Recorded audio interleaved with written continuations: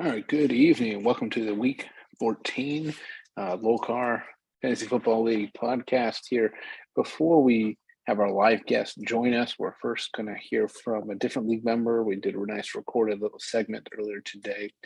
I'm going to play that clip, and then we'll jump right into the playoff chase when we get to our live guest. Enjoy.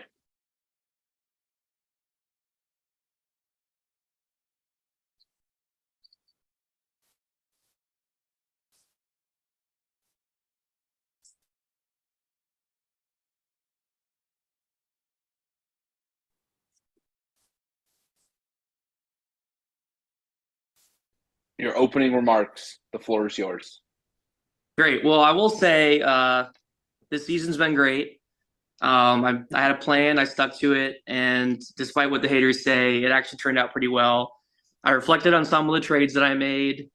I think there was a deal I almost had for Mostert that I got a little greedy on, didn't pull the trigger on. I could have. Ultra in retrospect, there were,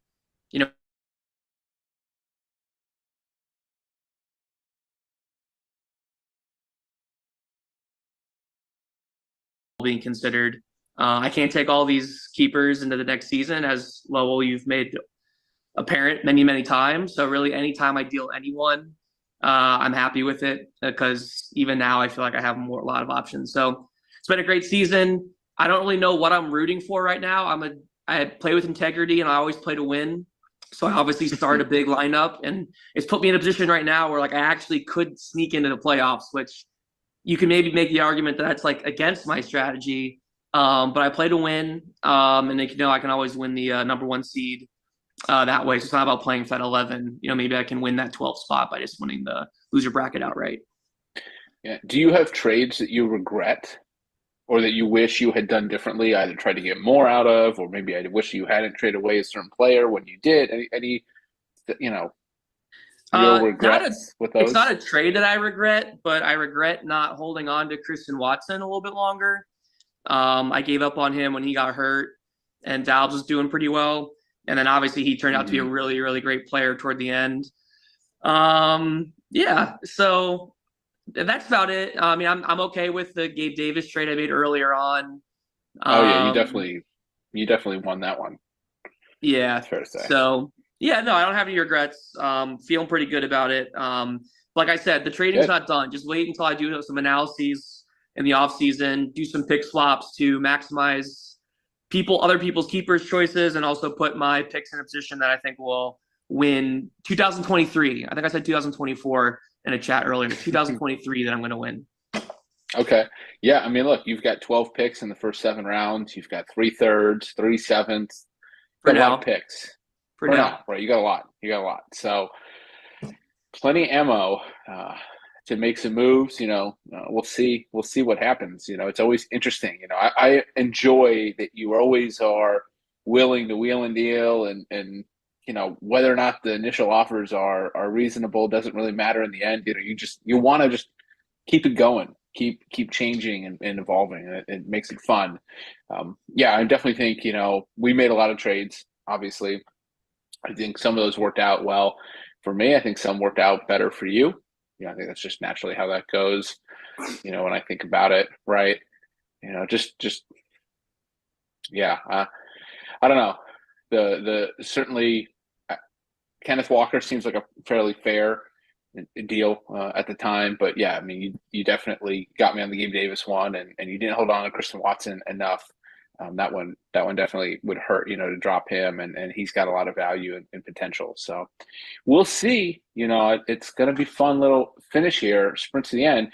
You're given an 8% chance to make the playoffs by flea flicker, which I don't really understand because of the 4 teams battling for 2 playoff seeds, they assign a total of 155%. So don't really know how that works, but 8% chance, maybe that's accurate or not. We'll let 538 dive into the statistical models and let us know.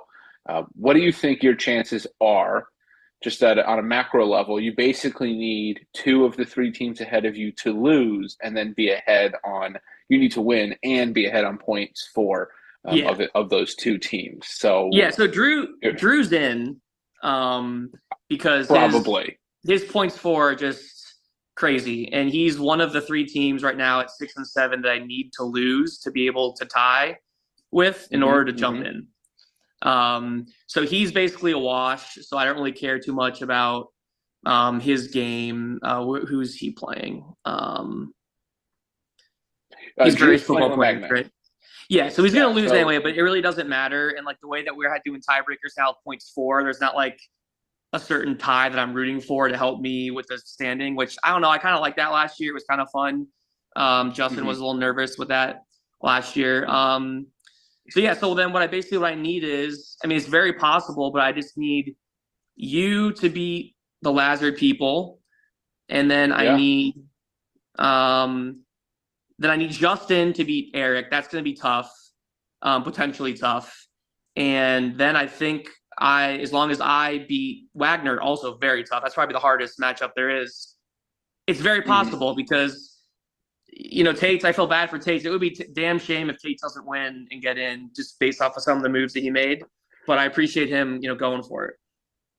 Yeah, I mean, Tate's has definitely gone for it. I mean, look, you most likely want Tate's to lose, Jacobs to lose, and then as long as your points for kind of holds, you'd be in or And I have to win. potentially I in, have to right? win. Depends. I And have you to need win to win, also. of course. You need to win. You need to win. So yeah, I mean, it's tough, right? You got to beat Wagner, who's got nothing to play for, locked into the 3 seed. Not an easy task. And then, of course, you need Justin to beat Eric, and you need me to get off the losing streak here and beat Jacobs because I agree with you. I don't think Drew falls out. Um, the points for are too significant when you think about it, right? Hunter he basically has 140 more points over the course of the season. That's very unlikely to get overturned here, but anything's possible. I mean, we've seen it. We've definitely seen stranger things happen down the stretch before. Um, but yeah, I mean, 8%. I don't know. You'll most likely be in the consolation bracket. How does it make you feel? I mean, obviously, your goal was to acquire picks. You've done that. You very well could acquire more in the offseason. Do you think you've got a shot at the number one pick, or do you feel like you're likely going to end up in that 5, 6 pick range, given just general season performance? No, I think I got a great team. Mm-hmm. And if I was actually playing for the 11 spot, I mean, it wouldn't be fun. Like, sure, I could have strategically started bad people, and I don't think that would be a really fun way to have the season. So the buys are huge. So anytime you get a buy, you'll take it. So yeah, I'm excited to play for the number one. Yeah, I think you should be. It's going to be interesting. Um, your I still have team, Burrow, by the way. I mean, like my lineup is yeah, but you pretty good. shouldn't Like, trade him. Well, hey, I don't know about I'm pretty open to good. anything, but I think I can easily ride Burrow to a championship. And Wilson is playing really well now with the QB shakeup. Yeah. Pacheco, getting the helm. I think I'm in a good spot. Yeah, I think, looking in the short term, given what the consolation bracket looks like, the quality of those teams, you definitely have a chance because Joe Burrow's ascending, getting Jamar Chase back. He's playing really well. Garrett Wilson's playing really well. Um, Pacheco, depending on game script, or game flow, is doing well. Uh, Mostert not so much with Jeff Wilson there, but still Donta Foreman, is sort of the lead back in Carolina. So there's always potential for him to go off. Rashad White has been good in certain matchups lately. So you definitely have to have potential to win that number one pick. I think either way, on a more long term level, I would not trade away Burrow unless you were getting an overwhelming amount of picks. I don't think that'll happen. Garrett Wilson's definitely someone that you should hold on to. He's played very well. He's clearly got a lot of potential to be a number one receiver, to be a top 20 fantasy player, top 15, potential. Um, Drake London's a very interesting option depending on what that offense looks like, what the quarterback is next year. I don't know. That's a weird situation to try to bet on. He'd be a We have no five idea what next year. I Jameson think I got Williams. better options. Yeah, I don't think you can keep Drake London. I think Garrett Wilson definitely is one that you'd want to keep. Um, and Burrow, those would be the two. Maybe Pacheco because he's a rookie and he's really cheap, but I don't know. You can trust Kansas City or Andy Reid, year to year. I don't know that that's necessarily sustainable. But overall, I mean, it's a solid team. You definitely came in with a plan. and that plan is, you executed. So we'll see what the results are. Right, this is really a pick acquisition season, right, or talent acquisition season for next year. Let's see what next year looks like. You've had multiple number one picks multiple times, and not a lot at the end to show for it. So I'm curious So to now see I'm what going you with three do. times as many 3-round picks. It's a new approach. Yeah, 3/3, 2/4, 3/7. I mean, it's a lot of quality. If you hit, you've got so many opportunities. You should hit on a very quality lineup, at the very least, the quality set of starters. So, but as I've shown, that doesn't necessarily mean much. You might have a losing streak or a bad month, as we've seen. So I'm excited for you. It's I want to see Paul really go for a championship. Mhm. You've got a chance. You got a chance. Go for it. Go for it. That's what the league wants. No more Richmond. No more LaMagna. We want Paul. Exactly. So are you looking at any of the particular matchups that you would need losses in and think you've got a good chance? You think there's a shot here, that maybe Tate loses, Jacobs loses, and all of a sudden you're kind of in it, or you're not really holding No, out I much just hope. worry about myself. I mean, if I don't win, if that's it. So I still got to worry about my lineup. I'm still not sure if I want to play a running back in my flex. I think there's more upside with a wide receiver, so I need to figure out that soon. But otherwise, I just got to let the cards lie. See what happens. Let the dice roll. But we'll see. It'll be fun. Yeah, yeah. I don't know. You might want to go. It's tough with your lineup. I don't know. You may. It's a tough one to say. You should play Jameson Williams over Mostert. I don't know. I don't know about that. We haven't seen Williams in any action, but Yeah, the I guess matchup there's looks good for potential. Mostert, and it looked like he was losing touches to Wilson, but then last week he was the number one back again. So I think I'm happy with it. Okay. Yeah, definitely. Definitely. Look, if you go that route, you could hit. On the other side, I would expect, Wagner's obviously projected to beat you, but he's got tough matchups. Denver defense is going to slow down the Chiefs. Um, I would expect the Bucks to slow down McCaffrey, Philly to slow down Saquon, uh, Jalen Ramsey to slow down Devontae Adams. The Giants maybe to slow down AJ Brown. I mean, there's definitely potential for Wagner to underperform and you to be right there. So maybe, maybe, I don't know. Well, I'm not giving you a big chance, but 8%, that sounds about right. I'll More or take it. less 1 in 10. 1 in 10 chance we get Paul in the playoffs. And then, hey, anything's possible because if you make it in the playoffs, you know who you get next in the first round, right? No, I haven't thought through Wagner. that yet. Yeah, you get Wagner 2 weeks in a row. So uh, the drama could be there. I'm excited. I'm rooting for that because that would just be fun. We have to then have both you on and see what the banter is. But yeah, it's going to be good. It's going to be exciting for sure. Other thoughts on the playoff race? Here we come. One more week. Still some seeding up for grabs. In terms of the division up for grabs. Obviously, the last two. We don't need to Nope. keep touching on the 5 and the 6 seeds. But Nope. any other thoughts about the season? No. There's no more thoughts on the season. There's only one other thing I want to talk about, and it's about What's that? Georgetown Hoya's season. Okay, sure. Um. So yes, there was some banter on the chat earlier today. Maybe I would be taking this call from my car driving into Maryland to, play some crazy bets. And the reason I'm not going to be able to be on live later tonight, two conflicts: the Georgetown game and also my last board meeting. I am going to end up participating in my last board meeting, condo board that is. But yes, I made the drive out around 3 o'clock, and I made a bet, put $100 on, just like I said I would. Mm-hmm. What was it? Georgetown, Georgetown winning in the half, and then Siena winning overall. So Yes, play you 100. took It the was double plus bet. 900. So I put down 100 to win 1,000. So I'm really excited Okay. about that, and you guys should all be excited about that too. Yeah, yeah. I mean, we'll see. We'll see. Well, how it goes. Um, yeah, I don't know. Good luck. Good luck with that. We know that everybody should fade Georgetown if they're up at the half, 100%. Well, absolutely, 100%. Um, yeah, I'm looking right now to see if I can get some current odds on all of that. Let's see. I don't know. I can try to find the same bet on DraftKings right now and see if it's changed at all, but I doubt it would be because it's one of those weird props. Well, here, no, it's same game parlay. Georgetown first half, Siena full time over 141.5 plus 1,200 right now. So, I missed what you you know, said.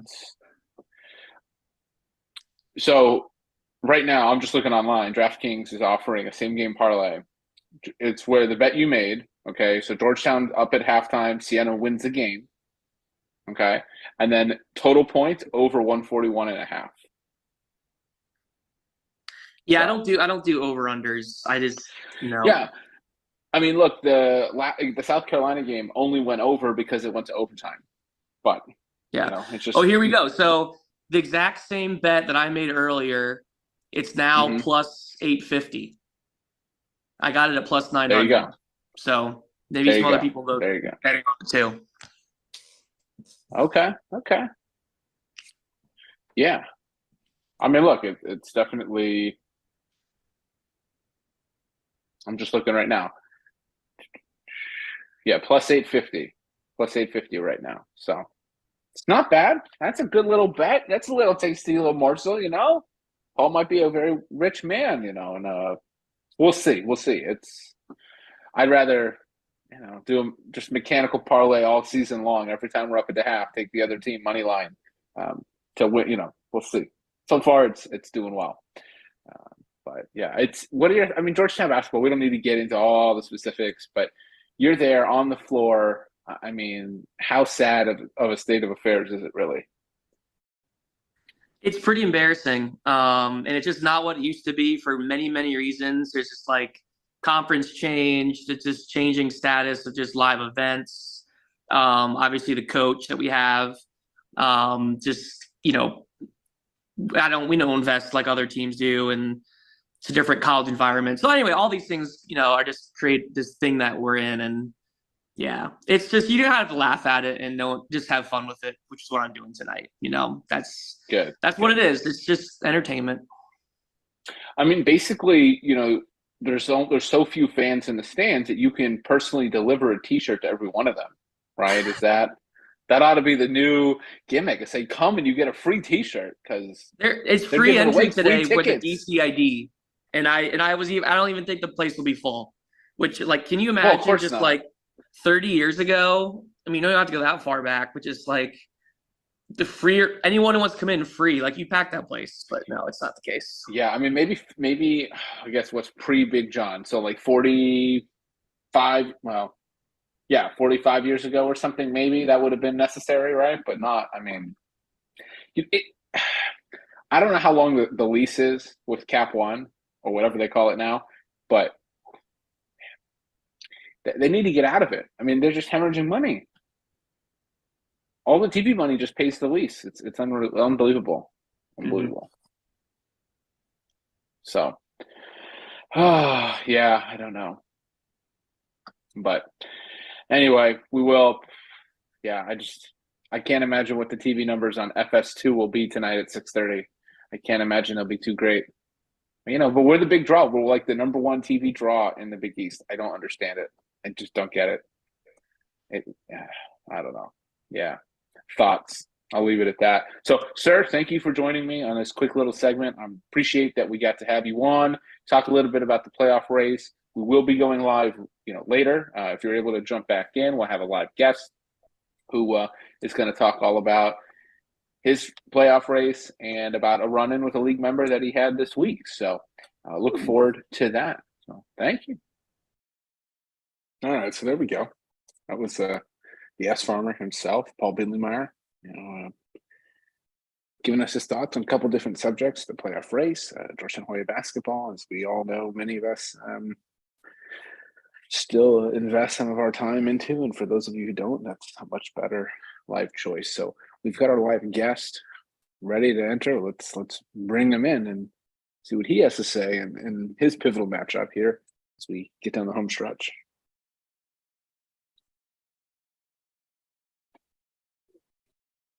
Hello. Oh, well, there you go. Welcome, sir. How are you doing? I'm I'm doing well. How are you doing? How was dinner? It was good. Well, actually, I take that back. The wine was delicious. The food was okay. Was okay. I think Kim's salad had all of about 5 pieces of lettuce on it, so we were a little disappointed in that front. But you know, I don't know if we'll be back. No, But we're it's home a now. Wednesday Things are night. good. It's not like it's not a weekend night dinner. You gotta manage the expectations. So it's okay. Exactly, exactly. Yeah, we have a wedding to go to this weekend, so we'll be doing lots of wedding festivities all weekend. So I don't know the food will be much better, but c'est la vie. C'est la vie. All right. Well, I told by the text. I know we usually run long on these things. I know you want to get right to it. So, floor is yours. Jump What in. are I our mean, What are our no. topics? Yeah. Floor's yours, sir. Floor's yours. I mean, final week of the regular season. I don't know if you caught Mr. Billy Myers, the Ask Farmers segment that we just played for everyone. I think we have to start with, Paul. Paul he made a bet today for Georgetown to win the first half and Siena to win the game. That bet did not hit at plus 850, whatever the odds were. And Paul didn't want to take the over 141.5 either. And of course, it finished with a 143 total.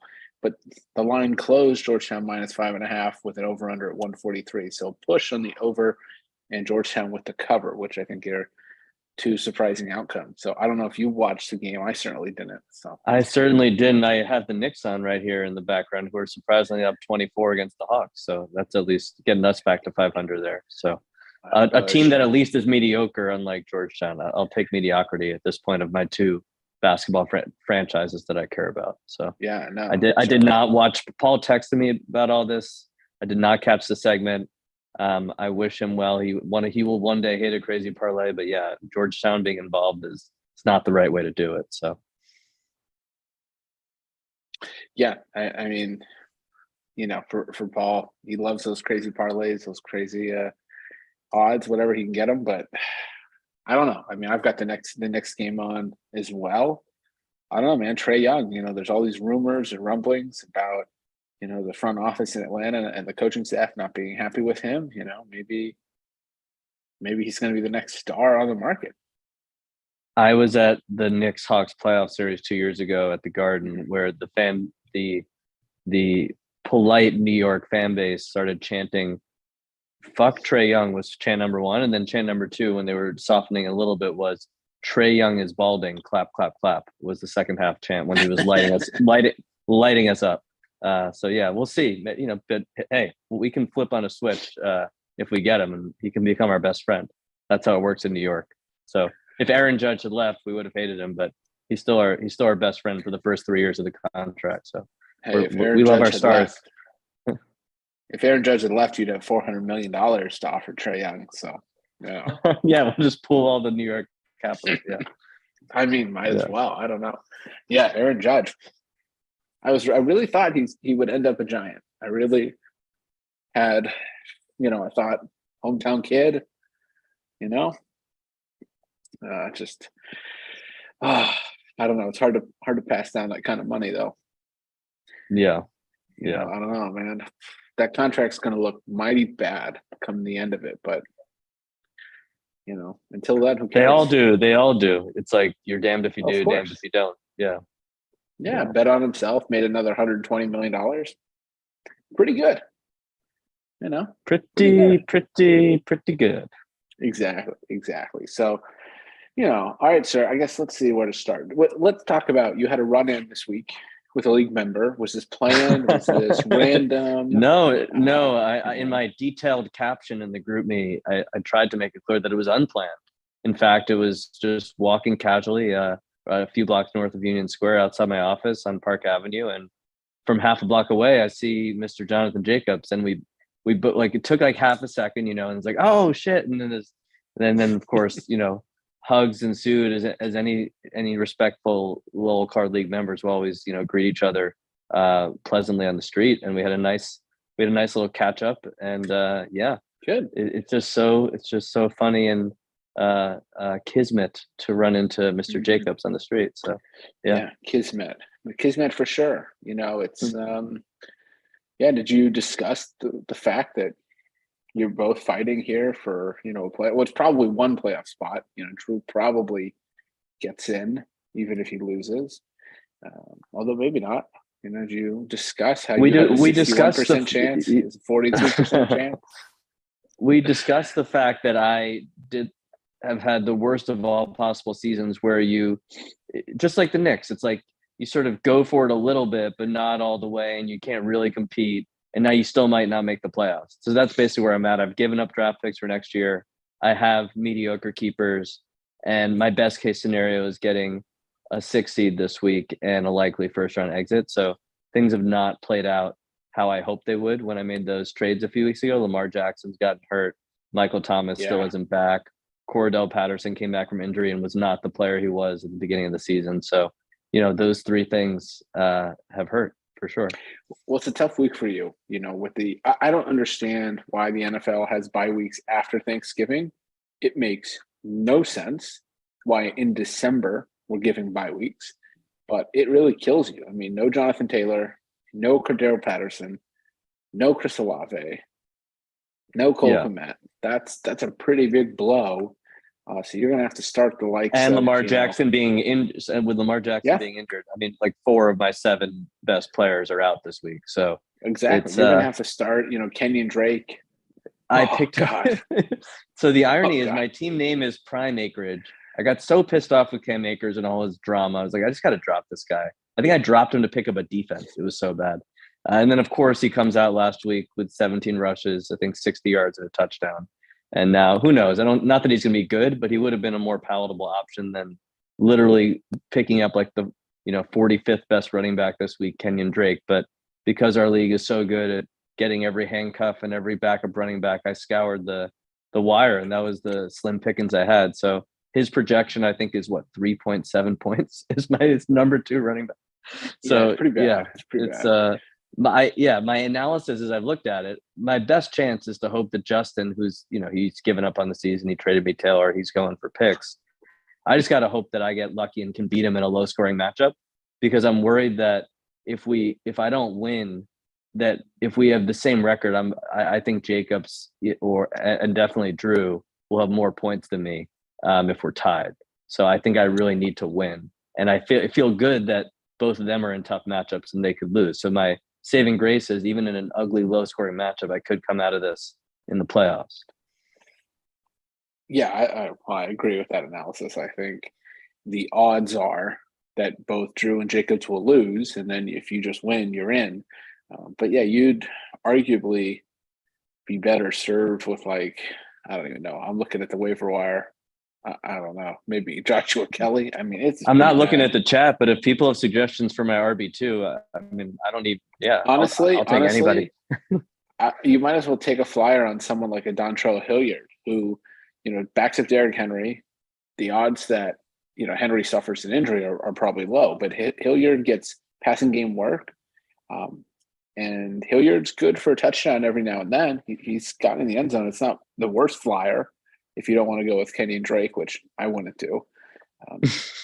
It's funny you say that. I had my number 2 waiver slot. I had Hilliard if I didn't get Drake. So yeah, maybe I should call an audible here. I don't know. I'm grasping at straws at this RB2. It's a pretty much an unmitigated disaster. So yeah, it's pretty bad. You're more or less playing with one hand behind your back, tied behind your back, I guess. Yeah, I don't know. It's look, I mean, like you said, you just need to find a way to win. Justin's team, he's got, I don't know. I mean, I guess it's the battle of Baltimore running backs. Latavius, I guess that's not right. Latavius Murray's no longer on Baltimore, but Justin's matchups are equally terrible, right? He's got, Treylon Burks, Godwin. I mean, I guess there's more upside potential with his team, but I don't know, man. Tom Brady's looked pretty trash. The Denver offense is trash. Jamal Williams all of a sudden has the backseat to Swift. So, yeah, I don't know. I don't know that Justin necessarily has better matchups, and he's got a player on bye right now. He's got to swap out. So he's going to be left playing someone like, I hope he's not listening to this podcast. Look, sometimes people make mistakes and they forget to That's true. put It's bench true. players playing in buys, no foul play. We'll just if he happens to check his lineup, then we'll see what happens. So Yeah, I think you should start Mike White though. I think you should go all in. well, it's funny. That's a big quarterback controversy. I've got a really big decision here of the fine Trevor Lawrence or Mike White to start, and Trevor Lawrence is questionable, I believe. So if assuming he can play, I'll have a choice to make between those two guys. Yeah, I mean, I feel like most players are questionable this time of year. I haven't heard anything significant there. This isn't the Kenneth Walker ankle injury where he's definitely not going to play, despite whatever they want to say during the week. So, I'm not buying it. But no, we'll see. You need to root for Matt to win, myself to win.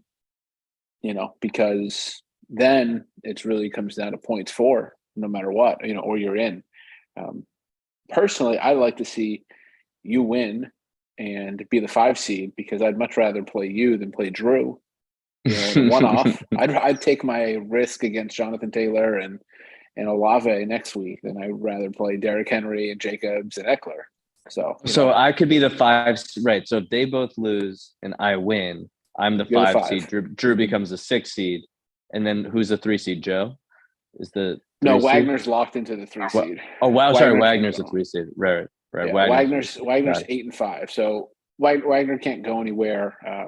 He's locked in. He has the least consequential matchup because he's playing Paul, so I guess Paul can still sneak in, right? If Paul wins and a combination of 2 between Drew, you, and Jacobs lose, and Paul has enough points for, he can get in. But the odds I can't hear this nonsense. Ass farms just don't belong in the playoffs. I agree. That's the only I will respectfully bow out if Jacobs or Drew will likely get in and Jacobs gets in over me, but the ass farm making it would be a travesty. So I really want to prevent that from happening.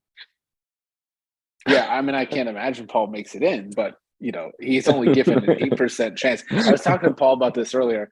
This is what I want to know. Flea Flicker makes no sense, right? So like LaMagna and I are competing for a division and a bye. The odds are very significant that he'll get that because he has many more points for at this point. But if you add up the percentages, right, that's only 97%. Nobody else has a chance to win our division or get a bye. So I don't know why they can't do math. And it's the same between the four of you for 2 playoff seeds. It totals 155%. What's the other 45? So I don't understand how these odds are calculated, but they make no sense. Drew should have larger odds than 54% to make the playoffs. But whatever. That's just intuitive. You know what else makes no sense, Lo? The last time I was on this podcast, it was heading into our matchup, which is proven to be potentially a death knell in my season. Heading into the 4:00 games of our matchup, I think I had a 97% chance to win. I was up. I was like, I think we were tied, and I still had 3 or 4 of my best players to go, and you had 1 or 2, my late games just completely choked. It was a disaster. I don't know if you remember this. And then you won by a fraction of a point. Yeah. Yeah, going into the late window, I had my kicker and Keenan Allen coming. Keenan Allen, I think this is the first game back from injury in 2 months he hadn't played. You had Dalton Schultz, CeeDee Lamb, Tyler Boyd, and James Conner, and those 4 guys combined for effectively 27 points, give or take. Brutal. That's brutal. Absolutely brutal. I don't think it. Look, CD by himself, he's wide receiver 5 or 6. He averages 17 or 18 a game by himself, and the 4 of those guys got 27 combined. It's yeah. Anyway, pretty bad. But it shoulda, woulda. I control my own destiny. I think if I can just put up a nice 85, 90 spot, can that get me over the hump this week? Hopefully. So yeah, I think you control your own destiny in the sense of if you win, the odds that Jacobs and Drew both win and Jacobs outscores you essentially by 17, I think those are pretty low. I think that you've got a good chance of getting in because you're right, you control your destiny. If you win or lose, that the points for has to break a very particular way, and none of you are scoring at particularly high clips. buys or not. I just think you have some. It's a bad week for you to have all these buys, but you'll probably sneak in. The real question is, can you sneak in as the 5 instead of the 6? And then it becomes, a little more interesting. But it's we'll see. We'll see. I'll told say a little Paul- back at you. Yeah. If you'd rather play me, I think I'd also rather play you. Not that I would be favored, but the way Wagner's squad is going right now, I given your momentum, I think I'd take my shot against you versus Wagner again. You'd probably you get a 20 or 25 point spread there, but I would still take my chances there. I don't know that you'd have I don't think I'd be 20, 25 point favorite against you right now. My team is, it's been a rough month. I've lost 3 of 4 and, it's been and you bad. could have lost 4 of 4 if you had lost the one. I could have lost exactly 4 of 4. It's Yeah. not been a good month. All of a sudden, I need Keenan Allen to get hurt again. It was much better before that, but yeah, it's that's how it goes. I'm not trying to look at it too much. I mean, I'm essentially guaranteed to be playing next week. So selfishly, I'd rather play a team that I feel is not quite as strong as the other. But I think Drew's team has significant holes because besides his running backs, he really doesn't have a lot of talent. Whereas you have between Jonathan Taylor, Olave, you have a couple guys that could pop off, and there's that chance. So we'll see. Yeah. We'll see for sure. We'll see. We'll see. But I mean, looking at I don't know if you've dived into the matchups at all in particular. Like I said, I don't think Drew's going to beat LaMagna. There's a 40-point spread there. Jacobs is projected to lose by 30. To me, those look pretty safe, and you're in a tight one. I don't know if you've looked at any of them in depth or you have any specific. I haven't looked in depth except for the ones that affect me, which are the 3 you said. And I think I feel like the odds for whatever mine are 60-40 feels about right. Maybe 65-35. And then, I think the others hopefully go with chalk and I get my 5 seed. So, but are there do the other matchups have any meaning for buys or anything? Besides the other 3 matchups. Yeah. Yeah. I mean, there's the chance that LaMagna and Joe technically are still fighting for the 1 seed, the overall number 1 position. It would be, Matt would have to lose probably because he has a, 100+ points for advantage. So it'd be pretty epic for Joe to overtake him on points in the last week. So it's pretty meaningless. I mean, it's not like we, the squads have to fly to Denver or Virginia. I don't think it's the home field really. It's a matter in fantasy. It's just really about the bye, in the seeding of the teams in this year with 4 dominant teams. Let's be honest, it'll probably be you and Wagner that advance. I don't think there's some huge advantage either way. So no, probably not. I think in a vacuum, you look at those top 4 teams; they're all good enough any given week. To win. So we'll certainly see how that shakes out. But I think that's what you were talking about, other matchups. That's, just one that matters, right? And, technically the only person who's locked into their seeding is Wagner, although I think effectively I'm locked into mine and probably Matt and Joe as well, just because there need to be a really big upset. Paul would like us to investigate Bodson for giving up too many good players for too little in return. I agree. I think that's, at the time I said I think Bodson could have got significantly more in that Kelsey trade, but so you can't go back, 2 months in the past and change LaMagna's whole season. So, yeah, Paul's got a lot of quibbles. I try to just look at the positives. There you go. A lot of quibbles. That's a good way to put it. I was talking to Paul earlier. He's got 12 picks in the first 7 rounds. Like, if he can't be competitive next year, honestly, I don't know. It would take a miracle for him not. Has Paul ever made? When's the last time Paul was in the playoffs? Has he been in the playoffs? We probably recapped this too many times. I can't remember. So Paul was in the playoffs last year. He went 500, 7-7. Okay, which, hey, frankly, 7-7 right now would have a locked up playoff seed. So he was in the playoffs last year. Let's see. He was the number 3 seed. Okay, in 2019 with a division win. All right, so Okay. Yeah. Yeah. Maybe it's an unfair narrative. It's maybe over an 8 or 10 year period. It feels like he's been in the playoffs only a couple times. Well, what And happens is yeah, Paul doesn't really make the championship. Paul's playoff yeah, teams aren't good, right? So if we just do, you know, Paul's records year to year are not. It's not like Paul has a 12-2 season, right? His right, teams, if they're in the playoffs, such as in 2016, they're like 7-6. They're right. just, he sort of. I'll put it to you this way, right? So Paul has gone. He went working from 2014 to current. He went 3-10, 6-7, 7-6, 5-8, 6-7, 7-6, 6-7, 7-7, and now this year he's 5-8, possibly 6-8. Yeah. So Sounds about right. again, Yeah. it's not as if he's kind of like here, doesn't go up here, and maybe falls here, but he's more or less right here, close Right. to the He's middle. consistently in the middle to, the 50th Bottom. to Yep. 25th to 50th percentile of the league, sort of like that third quartile of the league. Yeah.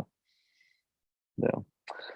Well, it's a big week ahead. I'm not going to make any bold proclamations this time. I'm just going to let the chips fall where they may.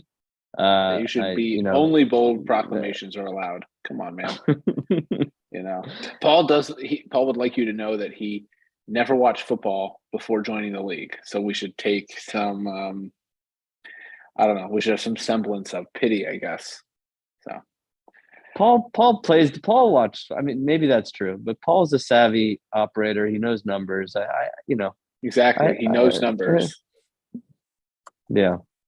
He just trades, the problem is Paul, some people just are really emotional when it comes to fantasy football. And I think Paul sometimes knows what he's doing is not optimizing a certain value, but he likes to mix it up, I would say. So that's part of his charm, some might say. Others might say it's a detriment, but No, he likes to keep it interesting. He's always tinkering, you got to respect that. He's enjoying the process, regardless of the result. So I respect that. It does make for some pretty crazy trade, requests or demands at times, but overall it makes for an interesting league. It keeps the league, I think, interesting, gives us always little subplots. So I appreciate that. He's always active in the chat, in the live chat. I appreciate that as well. But I'm just curious to see how it goes. All right, I'll make one season. Prediction. My one prediction is that the Ass Farm will not be in the playoffs. That's my one. Okay, that's fair. But he only has an 8% chance. I didn't say it was bold. I'm just saying it's my one prediction. Yeah, no, I think that's fair. Yeah, that's fair. I mean, look, I think it's.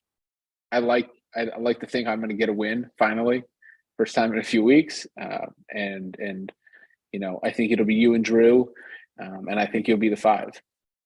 I think you'll get in and you'll be the 5, and then we'll see each other next week. It'll be fun. There you go. Could be fun. We can invite Phil Sims. We can invite some of the boys on. We can do another pregame show, a real roundtable, talk about the wild card weekend. So, get everybody, the wild card teams. Look, and maybe then we can ask you to share some stories from the Joe Grossman wedding extravaganza. Oh yeah. I was in. I will have to share some. So it was pretty crazy. Probably not something I want to put on the internet, but I can at least offline make some veiled references. Okay. Yeah, veiled references to places we've been before. So we'll close it out there, sir. I appreciate it. It's been a blast as always. Get some sleep. I know you've got a little one that'll be up, at some point. Yep. Same to you, in the buddy. morning. I hope you're getting some sleep. And we will talk.